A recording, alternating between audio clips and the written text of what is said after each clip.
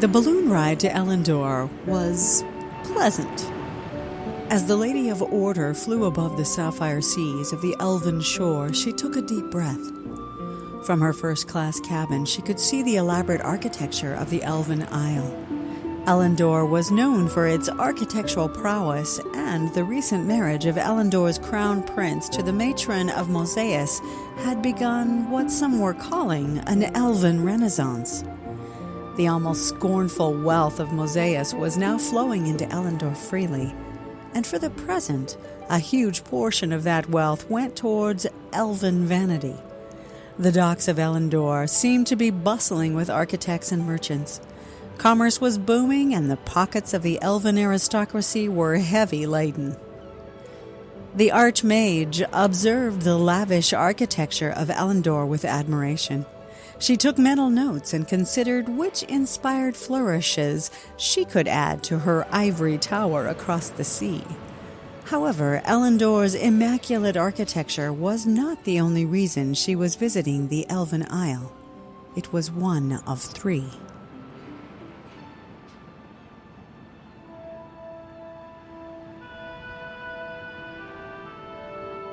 News had reached her research tower in the Order of the White, describing a dark elf known as Perelandria Rex.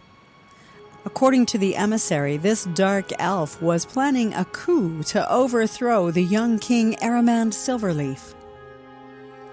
Whilst the safety of the young king was a concern to Menah, she had great interest in a special sword the young Aramand Silverleaf had acquired upon his coronation.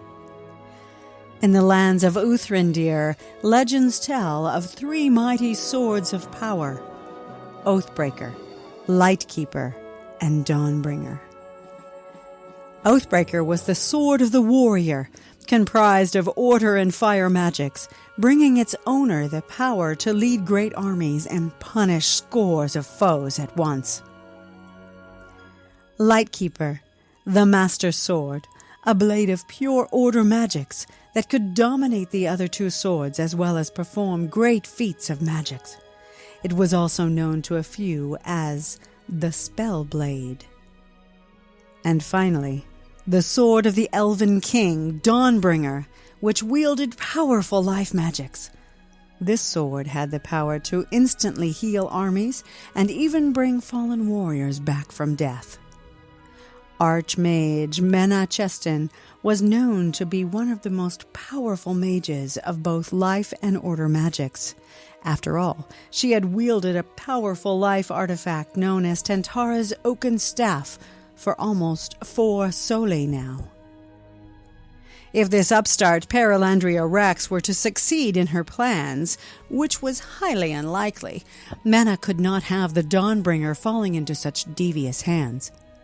She was already working with King Roland Fairchild to reverse the corruption of the Spellblade Lightkeeper, and, if she could help it, Dawnbringer would not suffer the same corruption by the hands of this Perelandria Rex.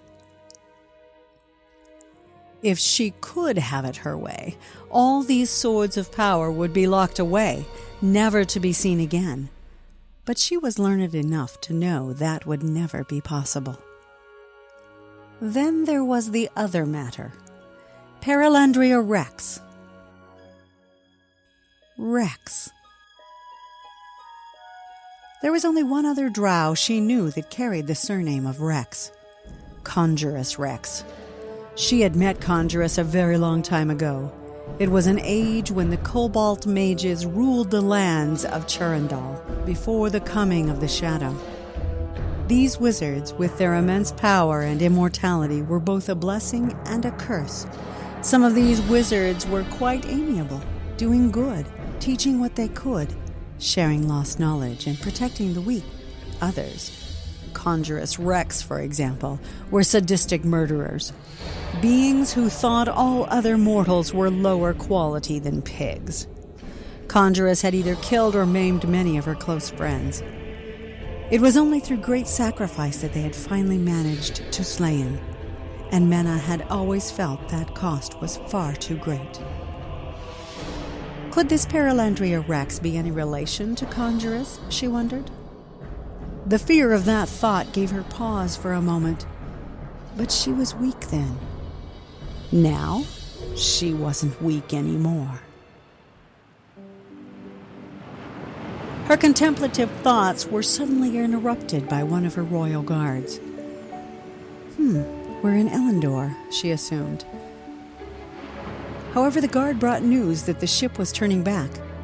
Turning back? She inquired, not bothering to hide her confusion. Apparently, moments before the Archmage's arrival, Perelandria and her disciples, who were growing by the day, had massacred scores of high elves. Dozens of elves had been beheaded and mercilessly slain, their bodies sprawled amidst the elven forges, pools of blood soaking into the fertile earth. Menah held up her hand in protest. "Forgive me, Reginald, but we need to land this balloon at once." Upon a second glance, as she peered out of the window of her lavish cabin, the Lady of Order noticed what she quickly calculated to be hundreds of Elendorian elves moving frantically upon the docks, their servants rushing behind with lavish bags of luggage and packages which they hurriedly and meticulously arranged. Menah further surmised that these fleeing elves were probably awaiting their private yachts. Obviously, they wanted to be taken far away from this growing malice within the island. "If you please, you forego and aid the Eldorian Guard," the Queen implored. "I will go to the forges myself." And with that, before her royal guard could respectfully disagree or offer some other safe alternative, the magical pop of a rapidly collapsing portal echoed in the private cabin. Menah had gone.